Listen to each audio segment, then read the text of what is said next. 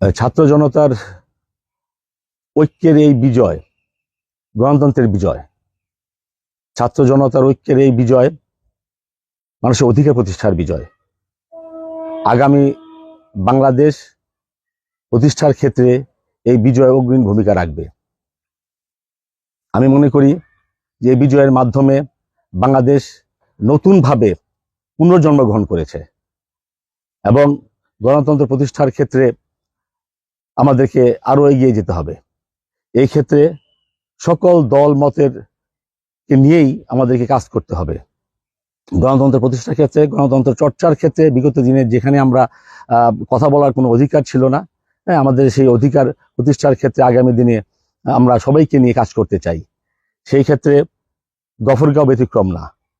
আমি মনে করি গফরগাঁওয়ের আপামর জনগণকে নিয়েই আগামী গফরগাঁও একটা সুন্দর গফরগাঁও এবং গণতন্ত্রের চর্চার গফরগাঁও আমরা প্রতিষ্ঠা করব।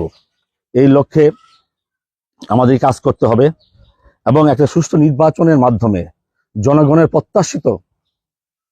প্রত্যাশিত কাঙ্ক্ষিত সেই ভোটের অধিকার আমরা তাদেরকে ফিরিয়ে দিব এবং স্বচ্ছ, নিরপেক্ষ এবং একটা